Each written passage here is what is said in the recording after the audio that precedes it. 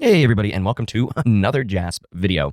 In this video, I want to highlight some of the changes. I know I'm a couple of months late here, like literally 2 months late, but JASP 0.16.1 released in the middle of February 2022, and there are some changes. So let me go ahead and grab the webpage, their release notes here, so you can take a look, and we'll explore one of these changes in this quick video. Okay, so again, like I said, 0.16.1 came out in February 2022.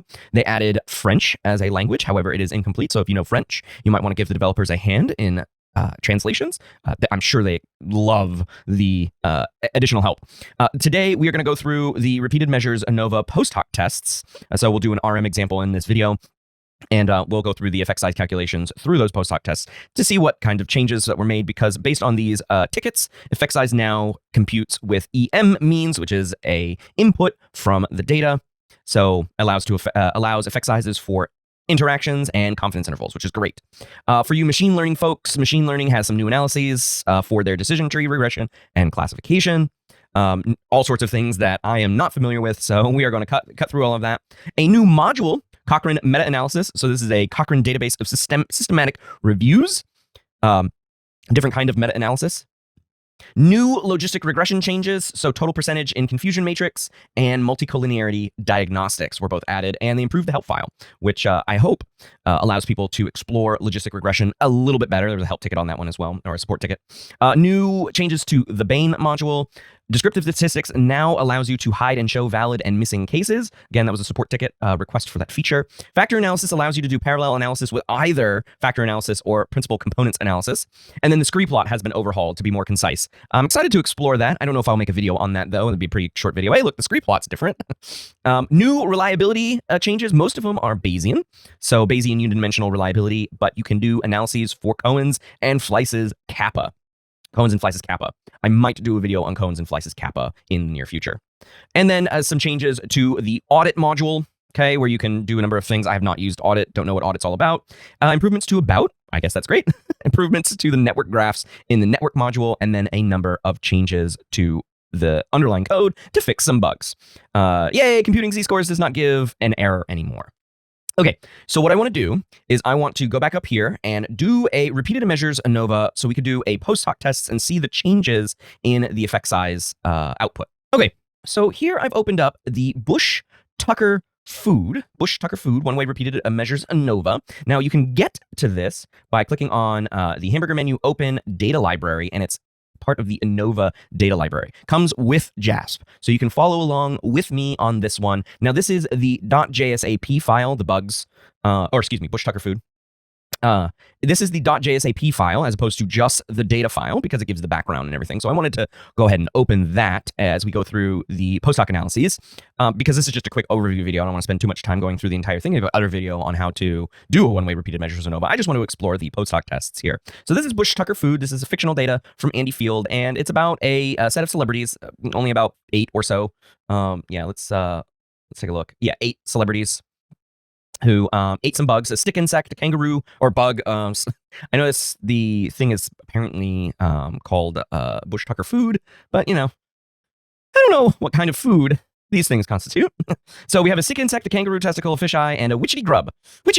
And the data on here is the amount of seconds each celebrity lasted before they started retching. So this is, another way to think of retching, if you are not a native English speaker, is the precursors to the actual vomit. So the dry heaves, the kind of stuff. I don't want to do it too much on the video here because some people might not like that. So that's what retching is, the precursor to actual vomiting. And so this data set was constructed by Andy Field, and so he owns the copyright on this this data. Okay, so this is how it is set up. We've got the animals that were chosen, and so we put those into our repeated measure cells. So basically, this is the variable from this column, and it was put inside here.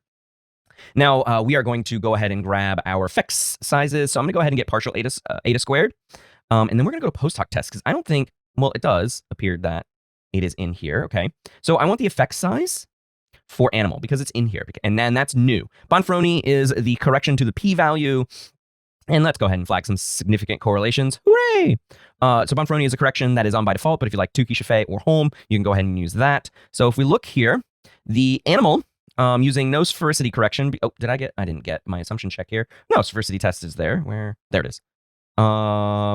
It's getting close, but we'll go ahead and say that we did not violate that. So we'll use the none, okay?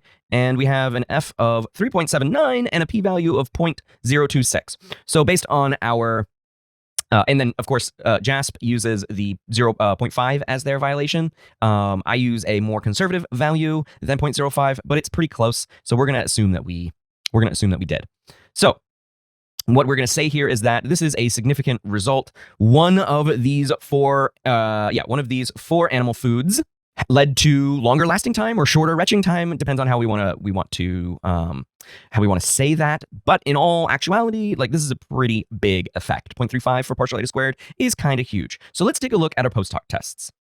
And again, here we get this new addition of Cohen's d to this list. So you can then now use these pairwise comparisons and give the effect size for these pairwise comparisons. Pretty amazing. And then we have our Bonferroni p-values. So not only do we get our pairwise comparisons with mean, standard errors t and p like we normally do, we also get Cohen's d.